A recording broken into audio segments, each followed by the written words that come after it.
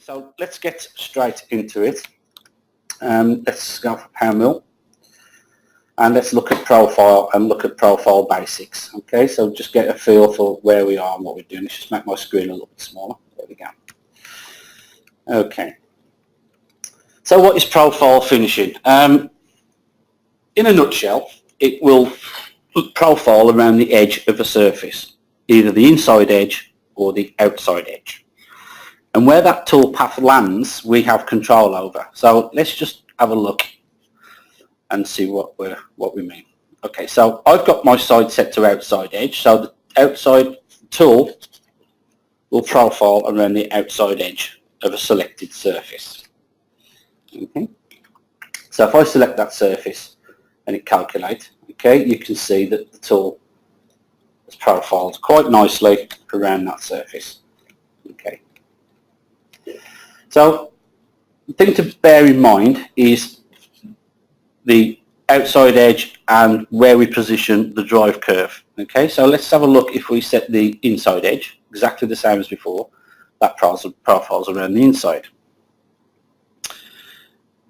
We also have control about where we can actually put that tool. Okay, so if we look at axial and radial offsets, okay, so if we select the surface, this time instead of setting the position, the drive curve, and the drive curve is the actual edge of the surface, is what we refer to as the drive curve, I'm going to set an axial offset of -15.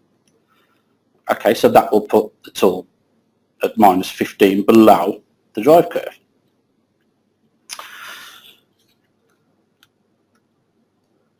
If we change where that base position is, here in the example, this base position we've got -15 here, and we set this to be automatic. Okay, when I calculate the toolpath now, the toolpath will keep going until it reaches another surface, and it will avoid surfaces on its way around. Okay, so we can see exactly what we've got there. Okay, so likewise, if we was to select that surface, okay, you can see what's happened there. Okay, it's actually creating quite a complex toolpath, jumping in and dropping in there where it can.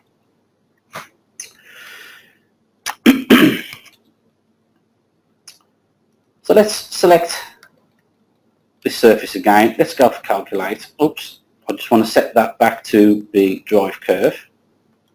Calculate. Okay. We can also now apply multiple cuts to this. So we might want to do this in several cuts. Okay. This will only really come into play when you have drive curve set. If you set this to automatic, you'll notice that the option for multiple cuts disappears. So we need to set it to drive curve. And I'm going to leave it exactly the same, -15. Okay, so if we come into multiple cuts, we then can give it an upper limit. Okay, so I'm going to say -10. And I can say maximum step, and we say offset down, so it'll come to -10 below the drive curve down to -15 in increments of 1 millimeter. Okay, so that's the basics. That's how we can control profile finishing. It's very useful for finishing 2D features where there may well be another surface or another feature in the way, and we just want to avoid and go around that. It saves having to create 2D curves for 2D profiling and that sort of thing. Okay, so take a few minutes just to get your head around how multiple cuts works in conjunction with the drive curve, the base position. Okay, there's also nothing stopping us putting a radial offset as well. So if we put 10 millimeters there and we said calculate, we are in theory profiling 10 millimeters around this surface at 15 millimeters below its drive curve. Okay, so this, if I select that, we did exactly the same. You can see now we're 10 millimeters away from the drive curve, 15 millimeters down, but we're machining from 10 millimeters down because we've got a 10 mil maximum from its drive curve position. Sounds complicated, but once you sort of get your head around associating the axial offset with the upper limit, you'll be fine. It'll all come clear. Okay, so let's have a look at another example. Let's have a look and see how we can use this in a bit more of a practical environment and a practical use. Okay, so I've got a section of a wing spar just here. Now I like to use this, and I use this a lot for deburring parts. Okay, so I'm just going to, if I draw the tool on the cursor, If I was to select those surfaces and take it to profile, we would actually profile at this position. Okay, so let's do that. So if we go to the settings and let's pick that surface, so we want to profile the base of the surface. So if we look from the top, say calculate, that gives me a nice profile around the part. Okay, and if we look from that side, you can see the profile has done exactly what we've asked. Now, if we put a radial offset in, okay, so if we take the tool and we move it in this direction as a radial offset, the tool will, because on the gouge avoidance, we've got that set to trace, what will happen is, as the tool comes and finds its gouge, it lifts up and traces up the part and it will sit on there. Okay, so if I look in my PowerPoint, I've got a little sketch that explains this quite nicely. Okay, so if we give it a radial offset, the tool lifts up the part and it will sit on the part where we've asked it to with that radial offset. Okay, so I've got a 4mm radius on that tool. So if I put a radial offset of say -1mm, it should come 1mm in and it will sit somewhere about there. Okay, so I'm just going to select that surface again, calculate, and you can see the tool now has risen above the part. So if I simulate that from that point, look from there, okay, you can see the tool is sitting nicely on that edge. Okay, and you'll notice now it's profiled up and down and round these parts.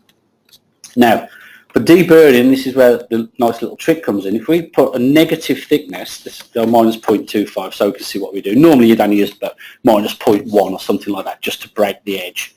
And we say calculate. Okay, so if we simulate that tool from there, look from the side, long view. Okay, you can see now we've just taken a negative thickness off and we've just broken that edge. Okay, and it profiles nicely around the part just to leave a nice deburred edge on the part. Okay, so if we add a few more surfaces to that, so if we select the bottom one and let's select that one, and let's select that one, because we're profiling the outside edge with a negative thickness and a negative radial offset, that should give us a nicely deburred component, just like so.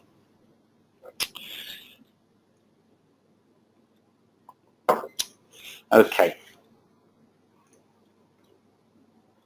so let's have a look at another example where we can use profile machining.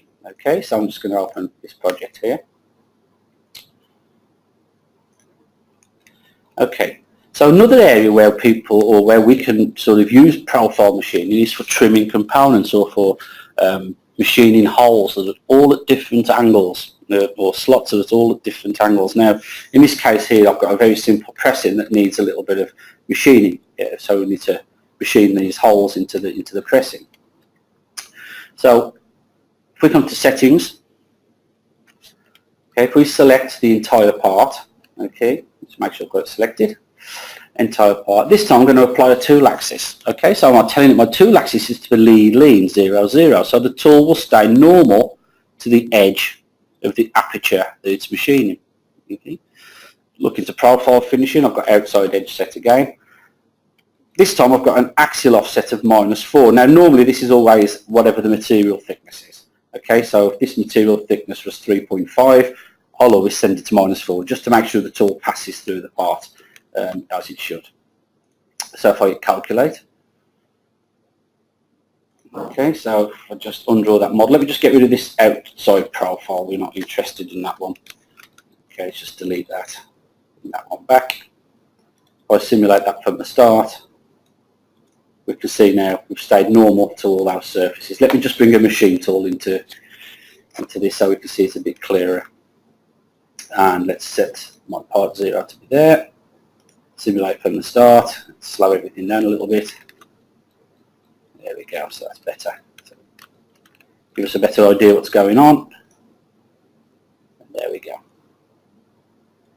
Okay, so very, very useful for trimming parts or machining holes that are all at different angles. Now I've seen people use this when they've got lots of holes at different angles, and rather than creating feature sets and drilling them or helically drilling them, they'll just create this trimming tool path, and I'll just put a nice ramp move in and just let the software do it. It's a very, very quick way of producing trims in the part.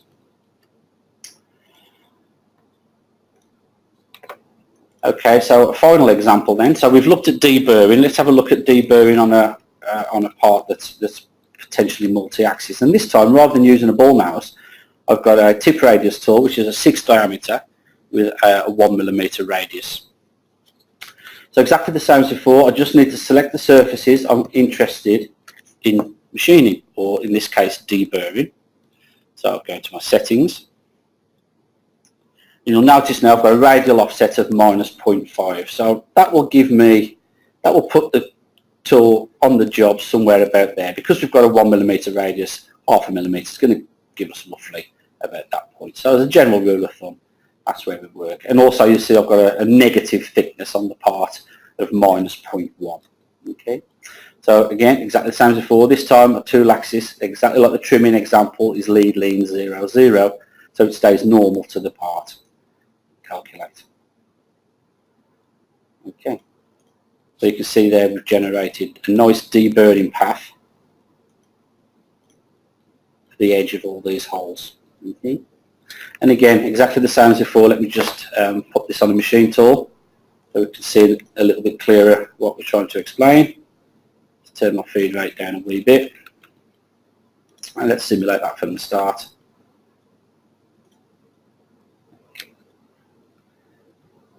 Okay, so you can see we're deburring those holes quite nicely. And again, if you set the base position to be automatic, that tool would have gone to the bottom of these holes as well. So again, we could have generated the holes as well as deburring the edges.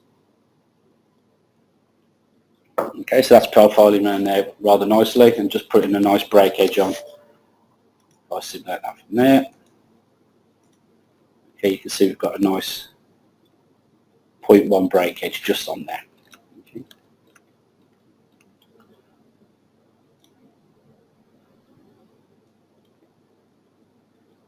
Okay, so there's 3 or 4 examples of how we can use profile machining to our advantage. It's a really, really useful strategy. I've seen many people struggling trying to create tool paths to deburred edges when selecting a few surfaces, and hitting profile will give us exactly what we want.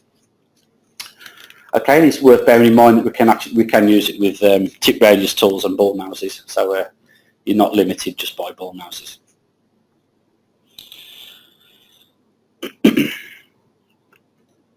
Okay, so that's profile machining.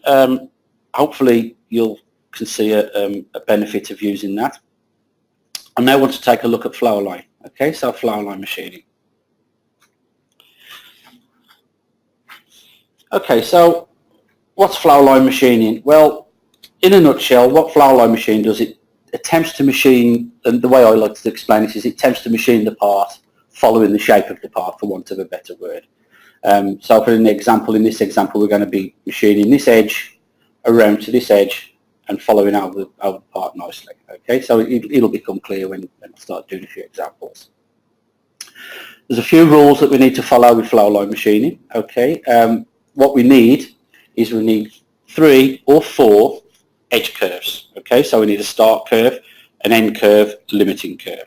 Okay, so if I open up a predefined pattern that I've got here, you notice that the pattern lives on the edges of the surfaces that we're interested in machining. Okay, so I've got a start curve, an end curve, and 2 limiting curves. Okay, so the secret with Flowline machining is producing these curves. Okay, that's where the hard work is basically, and these curves must be embedded. Okay, that is the hard, fast rule. They've got to be embedded on the surfaces. Okay, so when we embed a curve, it changes the icon from a standard. If I just create a pattern, that's what we call a standard sort of pattern icon. You can see it's just a null pattern. This represents that it's embedded. Okay.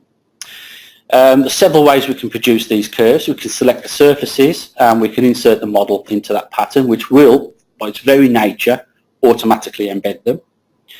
We can track around the surfaces using common curves in the curve editor, which again, by its very nature, will embed them. You may well be sent some wireframe data from another CAD system. or from your designer, and you import them into a pattern. Okay, those will not be embedded. Okay, if they're not embedded, all you need to do is right click and say edit and embed. Okay, and that will give you two options. Okay, it will either give you embed by the closest point or drop the curve onto the model. 99 times out of 100, closest point will give you what you want. Okay, if the curve is living up above the part, you may well have to use drop, but just be wary of that because it may change the shape of the part unintentionally from what the designer wants. So again, closest point will always give you what you need. Okay, so how do we go about creating these curves then? Okay, so I could use my predefined ones, but we'll start from scratch and we'll look into more detail. The first thing we do is we select the surfaces we're interested in machining or interested in the curves running around the edges. Okay, so I'm going to create a pattern, right click, and we'll say insert the model. So okay, that takes that model, inserts the edges into that pattern. Okay, so I had one selected that I shouldn't have, so I'm just going to delete that. Okay, so you can see by its very nature, because we inserted the model into that pattern, it automatically gives me an embedded pattern. Okay, so I'm just going to call this edges. Okay, so going back to what I said about our rules, we need to have 3 or 4 edge curves, and they need to be closed as well. That's another important point. A little bit like PowerMill boundaries. Okay, they can't be open segments. It has to be a closed loop. Okay, so let's look at editing this then. Let me just undraw that tool so we're not seeing it. And 2 ways we can do that. We can right click and say curve editor, or just a little shortcut, just double click the curve, and that takes you to the curve editor as well. Okay, so what we need to do, we need to split this up into 4 curves. Okay, so my favourite tool, we'll use the segment tool or the little pair of scissors. Okay. So if it's not selected, select it, it'll highlight yellow, and we need to go around and we need to just cut the curve or break it at these points. Okay, and break it at that point. Okay, you can see this one isn't selected, so I'm just going to select it, click to break, select, click to break. Okay, so we're done with that. Okay, and you remember my rules, we need 4 curves. So I've got 1, 2, 3, 4, 5. Okay, because the start and the end of this curve is here, it's naturally broken it at node point 1, if you like. So I just need to select that curve, hold the shift key, select the second one, and use this little icon there. Okay, that's merge selected. That's telling me it's taking it to 2 curves. So, sorry, taking it to 1 curve from 2. Okay, so let's just make a quick check again. 1, 2, 3, 4. Perfect. Okay, so that's what we need. So once we've done that, we can say OK. Still embedded. Okay, so those curves are still sitting on that surface exactly like we want them to. Okay, so let's have a look at how Flowline machining works then. Here, finishing, Flowline finishing, say OK. Now the beauty with this is we can use it in 3-axis and multi-axis. Okay, so you can see this is undercut just in these regions. Okay, so I'm going to set my tool axis to be lead lean, or we can do towards a line or a point, or whichever way we want. And come to Flowline finishing. We need to now tell it which pattern we wish to use to machine. So which embedded pattern do we want to use? Well, I want to use edges. And you'll notice straight away PowerMill has had a good attempt at defining what it thinks is the start curve and the end curve and the 2 limiting curves. Start, end, limit, limit. Okay. So we could go here, and this is where we can control what we want it to be. Okay. So we can toggle what we want to be the start and the end curves. Okay, so that's swapped start and the end for the limiting curves. This one here swaps the start and the end curve. Okay, so we might want to start that side and finish this side, or vice versa. Okay. This swaps the cut direction from climb to conventional. If we've got any set on the form, it will do that. We can actually machine inside the curve or outside the curve, so we can machine that side or that side. Okay, I cannot actually think of a reason why we'd want to machine that side. I've never had a reason to do that, but there's obviously some of them might. Else it wouldn't be there. Okay, so 9 times out of 10, you want the cutter to be this side of the curve. So I can say finish, and let's give it a step over, 2 millimeters, tool axis, set to lead lean, brilliant, flow line finish, that's all we need to do. So I calculate, if I define the block, wouldn't it? Let's go to my block, calculate, there we go. Okay, wait a minute, let's define a tool.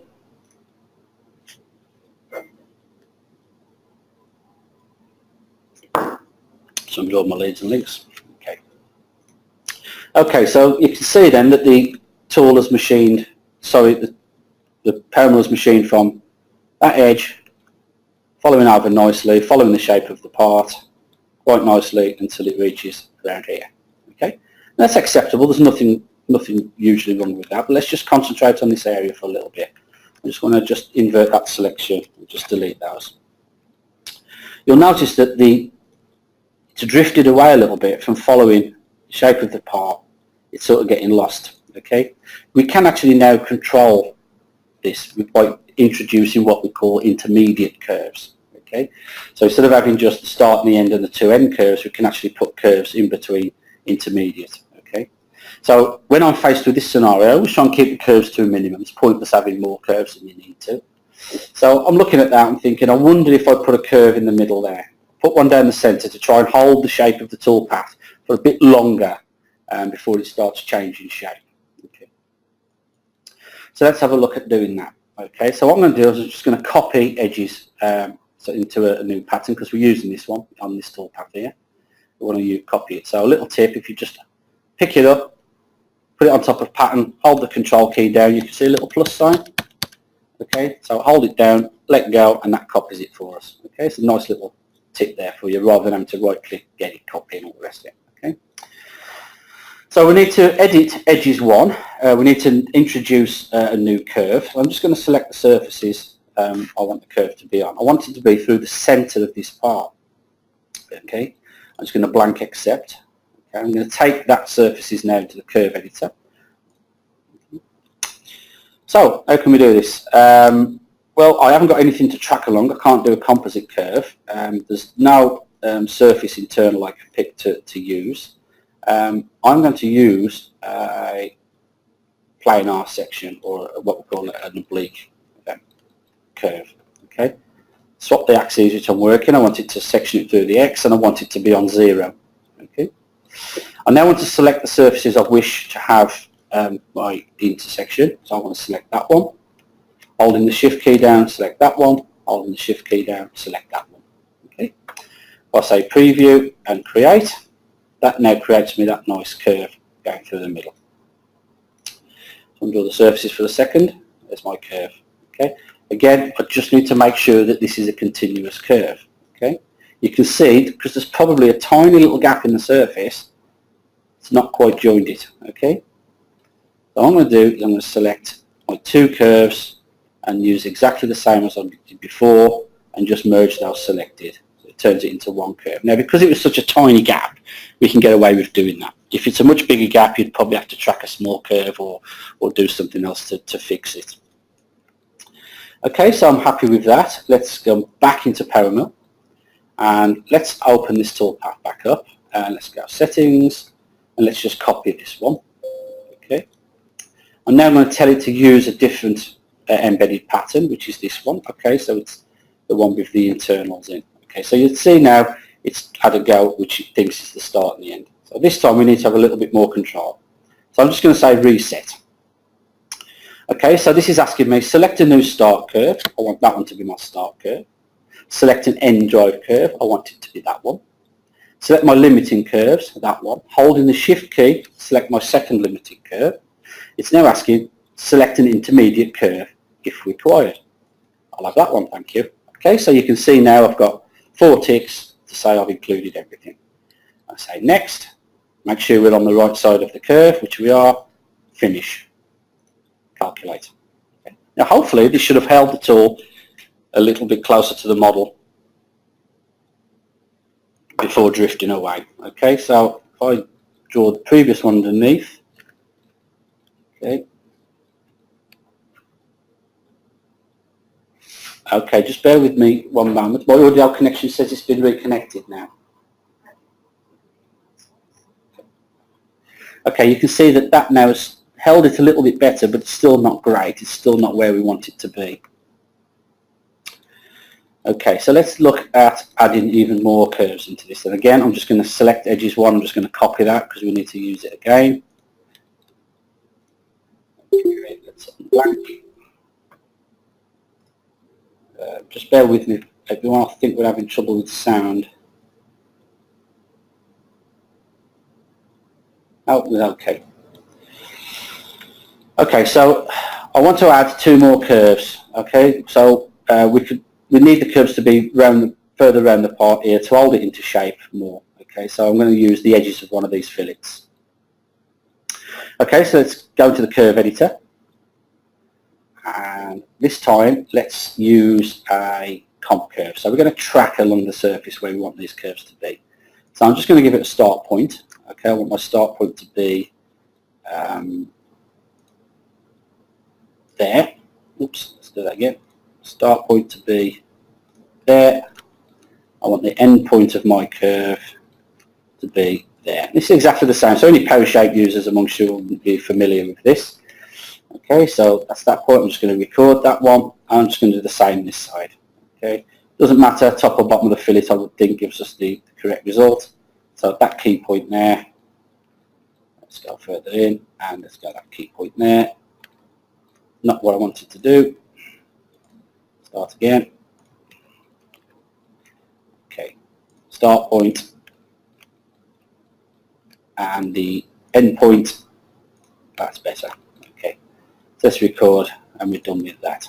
Okay, so I'll say okay to that one. Okay, so I'm just going to bring the settings back on this toolpath. I'm just going to copy that one, select my new curve, say yes to reset it. Okay, again, panel's had a good go at attempting to find out which one to start and end, but I'm just going to reset them. So my start curve, my end curve, my 2 limiting curves, and now I can add multiple intermediate curves. Okay, so say next, make sure the tool's on the right side, say finish, and let's say calculate.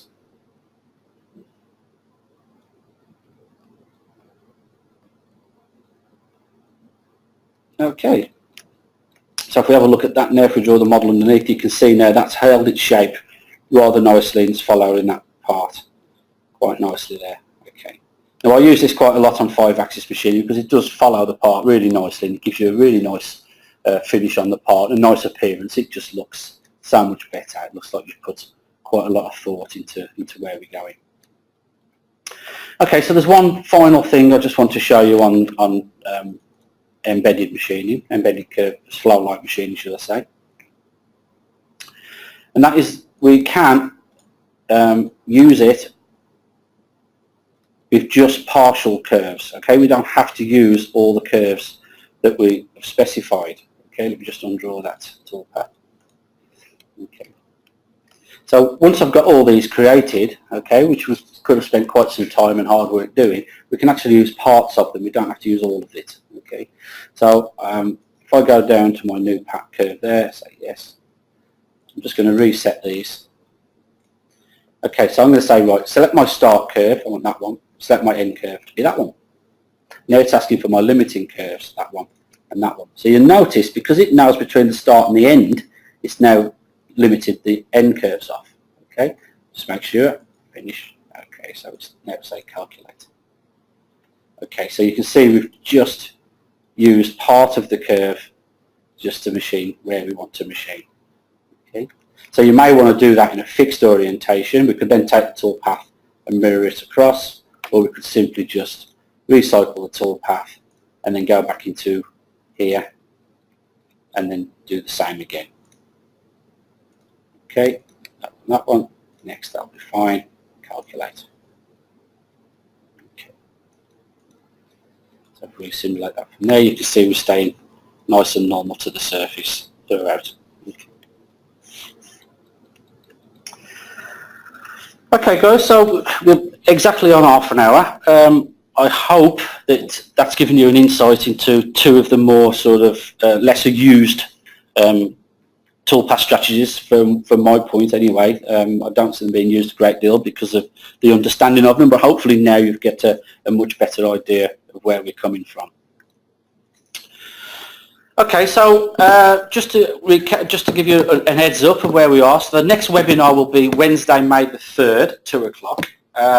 In that webinar, I'm going to be looking at machine axis control or orientation vectors.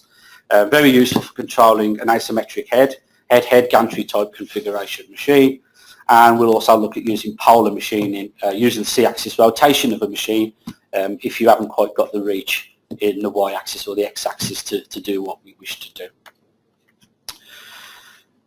Okay, so again, any questions, any opinions or any ideas or anything you want to see, please let it be known to us by sending an email to mfg-uk@autodesk.com. Okay, that leaves me just to say thank you very much again for your time. I understand it's valuable. We do appreciate you attending these webinars, and we do like to think that we are helping you get the best out of your software. So on that, ladies and gentlemen, I will bid you good afternoon and thank you once again. Bye-bye.